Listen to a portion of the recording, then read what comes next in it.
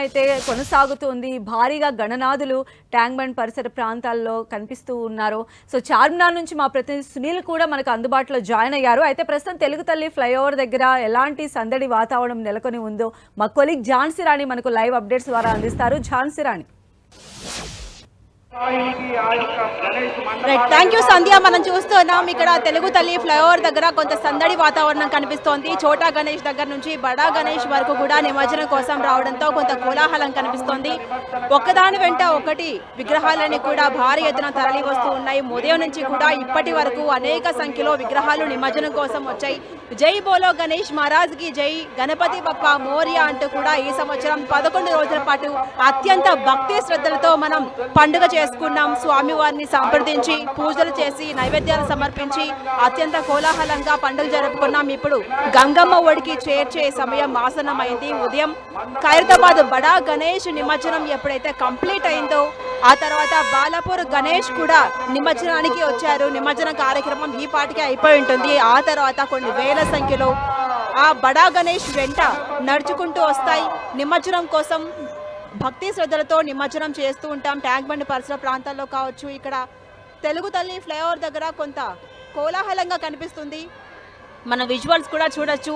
And భద్రతా పరంగా ఎక్కడ కూడా తగ్గకుండా ఏర్పాట్లన్నీ కూడా చాలా గట్టిగా చేశారు. ఇబ్బందులు లేకుండా ప్రతి 10 అడుగులకి పోలీస్ టీం కనిపిస్తోంది. మహిళల కోసం, వృద్ధుల కోసం, చిన్నపిల్లల కోసం ముఖ్యంగా అలాట్మెంట్ అవేవి ఇవ్వడం కావచ్చు, సూచనలు చేయడం కావచ్చు, హెచ్చరికలు చేయడం కావచ్చు, ఎట్లా అవాంతరాలు లేకుండా జాగ్రత్తలు తీసుకోవడం కావచ్చు, పోలీసు వారు అంతా కూడా అన్ని శాఖలతో సమన్వయం చేసుకుంటూ వచ్చారు. మనం చూసాం ఆఫ్టర్నూన్ ఎప్పుడైతే ఖైరతాబాద్ మహాగణపతి నిమజ్జనం జరుగుతున్న టైంలో సీఎం రేవంత్ రెడ్డి స్వయంగా వచ్చి ఇక్కడ ఉన్నటువంటి పరిస్థితిపై క్రైన్ నెంబర్ 4 దగ్గర ఎప్పటికప్పుడు పరిశీలించారు. అధికారులకు పలు కీలక సూచనలు చేశారు.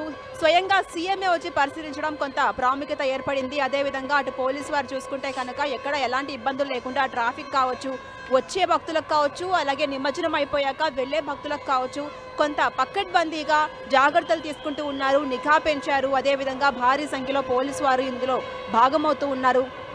ఉదయం నుంచి కూడా అనేక సంఖ్యలో బడా గణపతి దగ్గర నుంచి చోటా గణపతి వరకు కూడా భక్తులంతా జై బోలో గణేష్ మహారాజ్కి జై, గణపతి బప్పా మోరియా అనే నామస్మరణతో ఈ ప్రాంతం అంతా కూడా దద్దరిల్లిపోతోంది. రేపు సండే కావడం, అదేవిధంగా మరికొద్ది సేపట్లో ఆల్రెడీ నైట్ అయిపోయింది.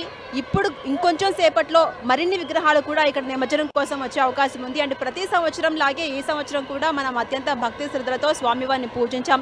ఇప్పుడు గంగమ్మ ఒడికి వెళ్ళిరా గణేష, నెక్స్ట్ ఇయర్ కోసం ఇక్కడే చూస్తూ ఉంటాం అని చెప్పేసి అన్న రీతిలో భక్తులంతా కూడా ఫ్యామిలీతో కలిసి చిన్న పెద్ద అన్న తేడా లేకుండా స్వామివారిని చివరిసారిగా దర్శించుకోవడం, నిమజ్జన కార్యక్రమంలో భాగం కావడం ఒక పండుగలా కనిపిస్తోంది. ఒక జన సంద్రోహంలో ఇక్కడ మనకు కనిపిస్తోంది. నిమిషానికి మహాగణపతి